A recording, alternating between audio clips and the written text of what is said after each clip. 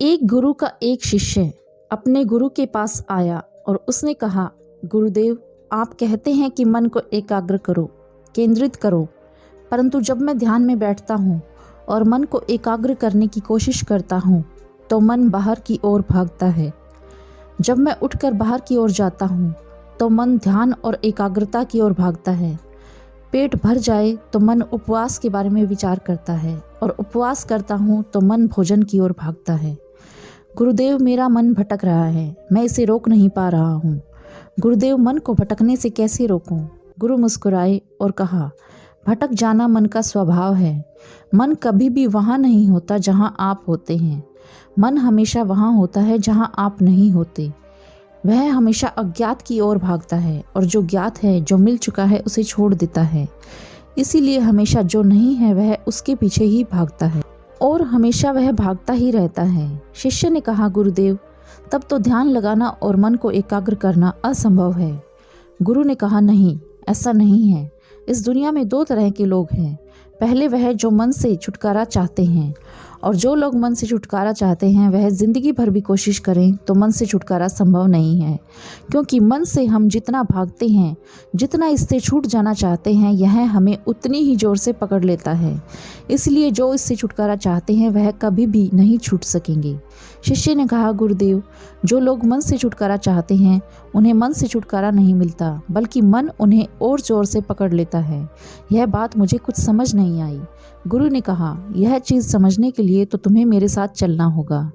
गुरु शिष्य को अपने साथ एक मार्ग पर ले गए। रास्ते में एक व्यक्ति बैठा हुआ था।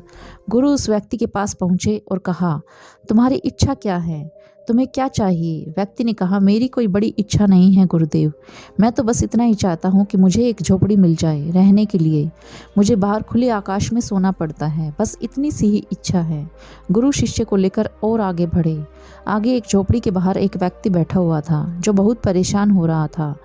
गुरु उस व्यक्ति के पास पहुंचे और उससे कहा, क्या बात है, तुम इतने परेशान क्यों हो रहे हो? उस व्यक्ति ने कहा, गुरुदेव, मेरे पास एक ही झोपड़ी है और हर बार जब भी बारिश आती है तो सारी झोपड़ी से पानी टपकने लगता है। कल रात बारिश पड़ी और मैं पूरी रात सो नहीं पाया। काश मेरे पास एक पक्का मकान होता। गुरु अपने शिष्य को लेकर उस मार्ग पर और आगे बढ़ चले और एक व्यक्ति के घर पहुंचे। गुरु ने उस व्यक्ति से कहा, क्या तुम संतुष्ट हो? तुम्हारी कोई इच्छा तो नहीं है? उस व्यक्ति ने कहा, गुरुदेव, वैसे तो मैं संतुष्ट हूँ, बस एक ही इच्छा है कि मेरा घर और बड़ा होता ताकि मेहमान आते तो मैं उन्हें अच्छे से बैठा सकता था। शिष्य ने कहा, परंतु आपके पास तो पक्का घर है और इसमें बरसात का पानी भी नहीं टपकता होगा। उस व्यक्ति ने कहा, हाँ, परंतु अगर बड़ा घर होता, एक छोटे महल जैसा, तो मेरा सपना पूरा हो जाता। गुरु अपने शिष्य को लेकर और आगे मार्ग पर बढ़ जाते हैं। एक बड़ा घर दिखाई देता है। गुरु उस घर के द्वार पर पहुंचे और उस घर के मालिक को आवाज़ लगाई। घर का मालिक बाहर आया और उसने गुरु को प्रणाम करते हुए कहा, गुरुदेव, बताएं, मैं आपकी क्या सेवा कर सकता हूं? गुरु ने कहा, तुम्हारी कोई इच्छा तो नहीं है? तुम संतुष्ट हो ना? उस व्यक्ति ने कहा, गुरुदेव, मेरी एक ही इच्छा है कि मैं यहाँ का सबसे बड़ा व्यापारी बन जाऊँ, सबसे बड़ा महल मेरे पास हो, जैसा कि यहाँ के सबसे बड़े व्यापारी के पास है। उसका महल बहुत सुंदर है, हर कोई उसकी प्रशंसा करता है। तब गुरु अपने शिष्य को लेकर उस बड़े व्यापारी के पास पहुंचे। बड़ा व्यापारी अंधा था। गुरु व्यापारी के पास पहुंचे और उससे कहा, आपकी कोई इच्छा है या कोई सपना या कोई चीज़ जो आप चाहते हैं कि पूरी हो जाए? व्यापारी ने कहा, गुरुदेव, अब आपसे क्या छुपा है? यूँ तो मैं यहाँ का सबसे बड़ा व्यापारी हूँ और मेरे पास सब कुछ है, पर मैं अपने आप को बहुत गरीब पाता हूँ। जिस दुनिया को एक भिखारी भी देख सकता है, जिन रंगों को एक गरीब से गरीब व्यक्ति भी देख सकता है, उसे मैं नहीं देख सकता। मेरे जीवन में तो एक ही रंग है और वह भी काला। अगर मेरी सारी धन दौलत सब कुछ देकर भी मुझे आंखें मिल सकें, ज़्यादा नहीं, एक दिन के लिए भी, तो मैं अपना सब कुछ उसे दे दूंगा, चाहे मुझे सड़क पर भिखारी ही क्यों ना बनना पड़े। तब गुरु ने शिष्य से कहा, अब तुम मुझे बताओ कि क्या यह सारे लोग गरीब हैं या इनमें कोई अमीर भी है? क्या वह सड़क पर रहने वाला या यहाँ का सबसे बड़ा व्यापारी, कौन अमीर है, कौन गरीब है? शिष्य ने कहा, गुरुदेव, कुछ समझ नहीं आ रहा है। जिसके पास कुछ भी नहीं है वह भी गरीब है और जिसके पास सब कुछ है वह भी गरीब है। इन सभी के पास कुछ है, जो है वह उन्हें नहीं चाहिए, और जो नहीं है उसी की कामना, उसी का दुख, उसी की बीमारी है। गुरु ने कहा, इन सभी को सुख चाहिए, जो सुख है वह इन्हें चाहिए नहीं और नहीं है वह चाहिए। यही तो मन है, यही तो मन की माया है, यही तो मन का व्यवहार है। यह सभी लोग मन से छुटकारा चाहते हैं और मन इन्हें बुरी तरह से पकड़ लेता है। यही मन का स्वभाव भी है। शिष्य ने कहा, इसका मतलब तो यह हुआ कि मन से छुटकारा कभी भी नहीं हो सकता है। गुरु ने कहा, नहीं, मन से छुटकारा उन्हें ही मिलता है जो मन से छुटकारा नहीं चाहते। शिष्य ने कहा, मैं कुछ समझा नहीं गुरुदेव।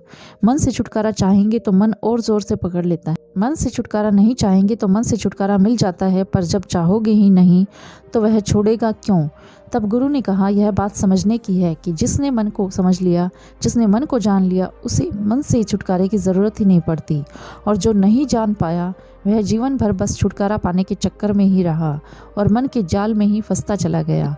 अभी तुम जिन लोगों से मिले वह सभी मन के जाल में फंस चुके हैं और वह सब तब तक बाहर नहीं आ सकते जब तक कि यह सब लोग मन को समझना शुरू न कर दें। शिष्य ने कहा, गुरुदेव, इस मन को कैसे समझा जा सकता है? इसे कैसे समझा जाए? गुरु ने कहा, हर चीज़ की एक खासियत होती है। दुनिया की हर चीज़ हमारा नुकसान भी कर सकती है अगर हम उसके बारे में सही जानकारी नहीं रखते हैं, हम उसका सही इस्तेमाल करना नहीं जानते हैं। मन भी ऐसा ही है, वह बहुत शक्तिशाली है पर उसकी शक्तियों को हम नहीं जानते हैं। वह इतना शक्तिशाली है कि वह हम पर ही नियंत्रण कर लेता है और हमें इस प्रकार से फंसा लेता है कि हम उसके जाल से कभी बाहर ही नहीं निकल पाते। जैसे अगर तुम किसी छोटे बच्चे के हाथ में कोई तेज चाकू दे दो तो वह उस चाकू से क्या बना सकता है? शिष्य ने कहा, गुरुदेव, वह छोटा बच्चा उस चाकू से अपने आप को नुकसान पहुंचा सकता है या किसी को दूसरे को नुकसान पहुंचा सकता है, क्योंकि वह उस चाकू के प्रयोग से अनभिज्ञ है। गुरु ने कहा, और अगर उस चाकू की जानकारी उसे हो तब शिष्य ने कहा, तब वह चाकू का सही इस्तेमाल कर सकता है और इससे किसी को कोई नुकसान भी नहीं होगा, बल्कि वह इसका सही इस्तेमाल करके लोगों की मदद या अपनी मदद कर सकता है। गुरु ने कहा, बिल्कुल ठीक कहा तुमने। मन भी ऐसा ही है, यह दो धारी तलवार की तरह है। अगर तुमने इसे नहीं समझा, नहीं जाना, तो यह तुम्हें हमेशा लहूलुहान करता रहेगा और तुम्हारे साथ साथ यह दूसरे लोगों को भी दुख और कष्ट पहुंचाता रहेगा। शिष्य ने कहा, आप सत्य कहते हैं गुरुदेव, परंतु इस मन को कैसे समझा जा सकता है और कौन है जो हमें इसे समझा सकता है? गुरु ने कहा, हर मनुष्य के पास अपना एक अलग मन है जो बिल्कुल ही अलग है, उसके जैसा कोई और नहीं है और इसे वह स्वयं ही समझा सकता है और कोई दूसरा इसमें मदद नहीं कर सकता। और केवल ध्यान के माध्यम से वह अपने मन तक पहुंच सकता है। ध्यान उसे उसके मन से परिचित करा सकता है। शिष्य ने कहा, गुरुदेव, मैं समझ गया हूँ। मन को दोष देकर उससे भागा नहीं जा सकता, उसे समझकर उसका सही इस्तेमाल करना हमारी ही जिम्मेदारी है। हमें ना समझी में जीवन नहीं बिताना चाहिए।